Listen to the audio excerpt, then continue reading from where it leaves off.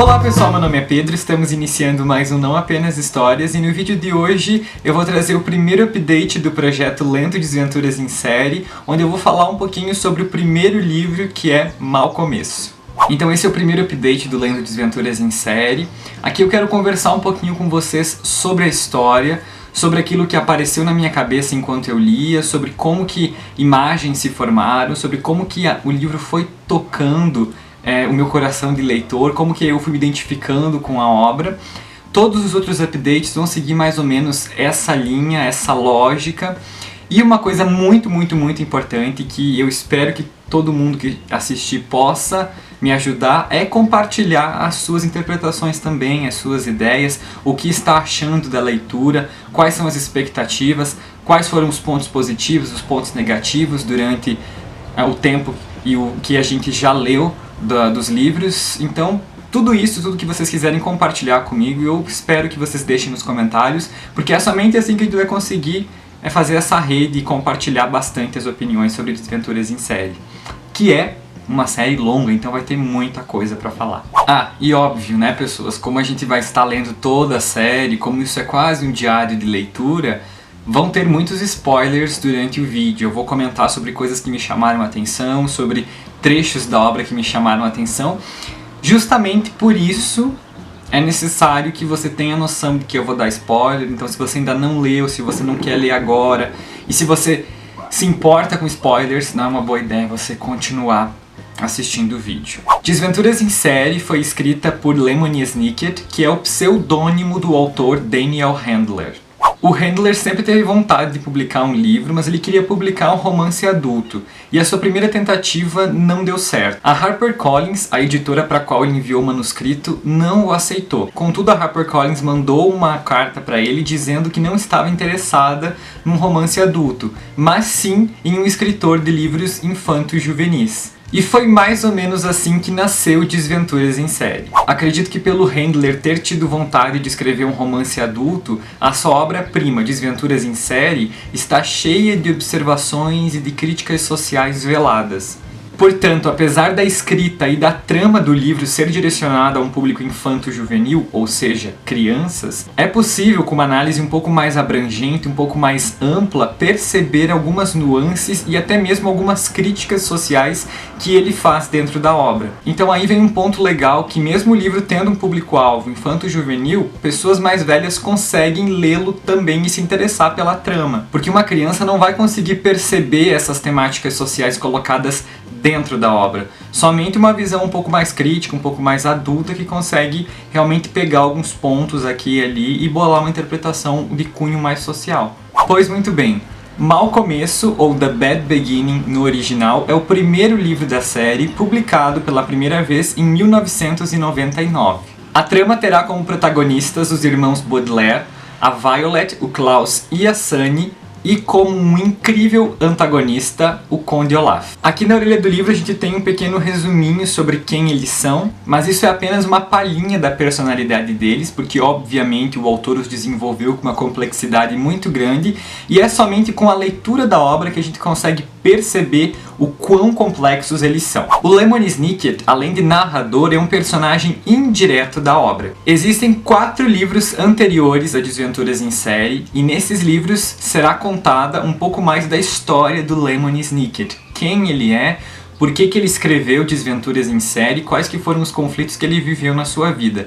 Mas esses 4 livros, eles não são necessários para compreender a história de Desventuras em Série. Na realidade, eles são apenas um adendo a esse universo que o torna muito mais complexo.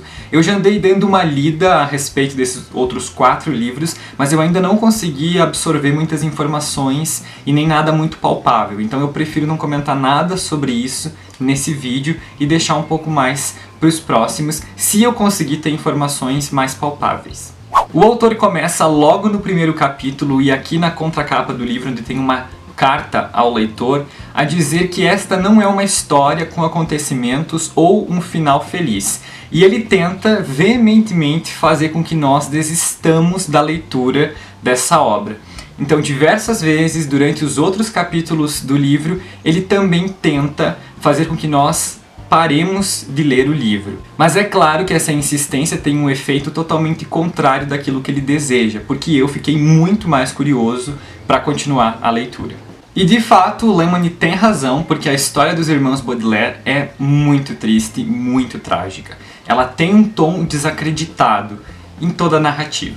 Os três irmãos, a Violet, o Klaus e a Sunny, estão na Praia do Sal, brincando como sempre, até que chega o Sr. Paul e ele dá a notícia aos irmãos de que os seus pais faleceram num trágico e horrível incêndio que destruiu toda a mansão dos Baudelaire. O Sr. Paul, ele ficou responsável pelo testamento dos Baudelaire, portanto é ele quem precisava tomar conta dos três irmãos, e logo nesses primeiros momentos é possível ver a desolação dos três irmãos, porque eles perderam justamente tudo aquilo que eles cresceram vendo, tudo aquilo que os moldaram como pessoas. A morte dos pais foi o ápice da tristeza, mas perder a casa, perder as roupas, perder os livros, perder os brinquedos, perder as ferramentas que eles gostavam de ter, que os tornavam parte da família, os deixou muito tristes e, claro, com um sentimento muito profundo de não saber como que as coisas vão acontecer, com quem que eles vão ficar, como que eles vão conseguir continuar a vida deles. E além de tudo isso, para piorar, eles precisam ficar com o parente mais próximo geograficamente deles, que é o Conde Olaf, um ator que tem uma companhia de teatro, uma pessoa que eles nunca viram na vida.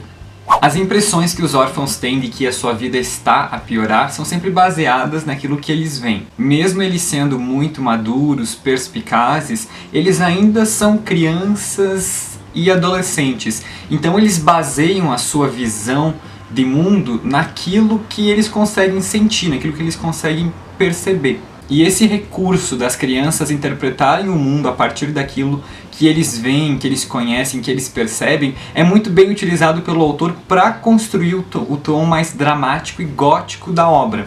Então é justamente por essa utilização de imagens, por exemplo, da casa onde eles viverão, toda torta, escura, do Conde Olaf, um homem grande, nojento, com um brilho malicioso nos olhos, com uma postura oportunista. Tudo isso constrói a interpretação que os irmãos Baudelaire e nós temos da trama e da ambientação da obra. E óbvio que por causa dessa construção, os órfãos e nós percebemos que o Conde Olaf é um oportunista, que não está nem aí para os órfãos, que faz com que eles tenham que trabalhar e que só está de olho na fortuna dos três. O livro ele tem muitos outros episódios, mas que vocês já leram, então não faz nenhum sentido eu ficar comentando cada um deles. Eu quero falar agora um pouquinho sobre as coisas que mais me chamaram a atenção, sobre aquilo que despertou mais a minha curiosidade, aquilo que aguçou um pouco mais a minha leitura. Então agora entra num ponto um pouco mais subjetivo e também eu espero que vocês gostem disso e que vocês também compartilhem as suas experiências e impressões comigo. O livro acabou me trazendo duas críticas principais. Obviamente elas estavam escondidas. E foi como eu comentei, crianças não conseguiriam pegar isso. É só uma visão um pouco mais direcionada, mais abrangente, mais crítica e consegue perceber esse tipo de coisa. A primeira delas é sobre os olhos, porque na porta da casa do Conde Olaf tinha um olho entalhado na madeira, ele tinha uma tatuagem, ele tinha quadros dentro da casa, todos eles com imagens de um olho. E isso me remeteu a 1984 do George Orwell, e justamente a ideia dos órfãos estarem sendo vistos, e não para serem cuidados, e sim para serem controlados, para o Conde Olaf poder saber o que é que eles estavam fazendo, o que eles estavam planejando ou tramando. Então eu achei isso muito interessante. Foi uma visão que apareceu na minha cabeça quando eu vi os olhos, assim, quando eu li a respeito deles, e que me chamou muito a atenção, justamente por causa desse controle que o Conde Olaf queria ter sobre os órfãos. E uma outra coisa que me chamou a atenção, que me veio à mente, foi a respeito da justiça. Porque aquele casamento arranjado entre a Violet e o Conde Olaf, aquela passagem pareceu criticar justamente uma ideia de uma justiça mecanizada, de uma justiça que vê as pessoas como robôs, que analisa as coisas mais superficialmente e que não vai a fundo na complexidade das pessoas, que não analisa a humanidade delas em muitos sentidos. Então isso me pareceu muito interessante. E além disso, o que me chamou a atenção nessa passagem foi a reação que os outros personagens tiveram. Muitos deles ficaram sem reação, sem se mobilizar, simplesmente deixando aquilo acontecer porque era o que precisava acontecer. E não era bem assim, né? Vamos combinar que não era bem assim. A escrita do Lemony é muito fluida, ela é entendida facilmente, mas mesmo assim ela consegue passar a veracidade para a obra. Então a escrita ajuda justamente a conseguir visualizar com mais tranquilidade toda a fantasia que está dentro de Desventuras em Série. No original, a escrita do autor tem diversos jogos linguísticos, ou seja, brincadeiras com as palavras, mas que a tradução não conseguiu manter todos eles, justamente pela diferença da raiz semântica do português e do inglês. O inglês é uma língua que vem do anglo-saxão, então toda a cultura é uma cultura anglófona, e o português vem do latim, então é uma cultura lusófona. Portanto, é impossível em todos os momentos conseguir manter os jogos linguísticos, porque as línguas possuem raízes diferentes e não ia fazer nenhum sentido se tentasse manter. Então a tradução precisou ter um jogo de cintura, conseguir ali mudar algumas coisas e infelizmente não manteve todos esses jogos linguísticos do original. E agora, antes de encerrar o vídeo, porque isso já tá ficando longo pra caramba e eu teria mais coisas pra comentar, mas eu vou ir deixando pros outros updates, eu queria ler pra vocês um dos trechos do livro que me chamou muito a atenção. Eu pretendo fazer isso em todos os updates, comentar sobre trechos da obra que me chamaram a atenção, e eu convido vocês também para deixar esses trechinhos aqui nos comentários se vocês quiserem.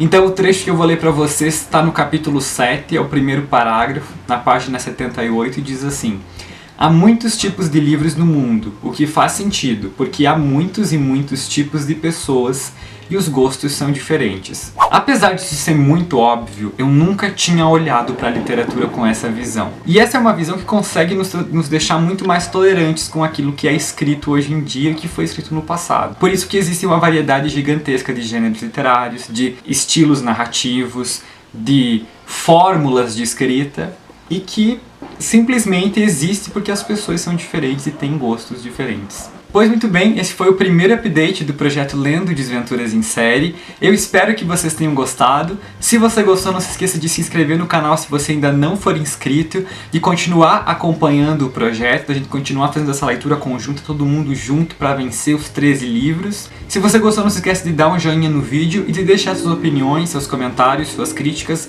aqui embaixo. Além disso, não se esqueça de me seguir nas minhas redes sociais e até a próxima. Tchau!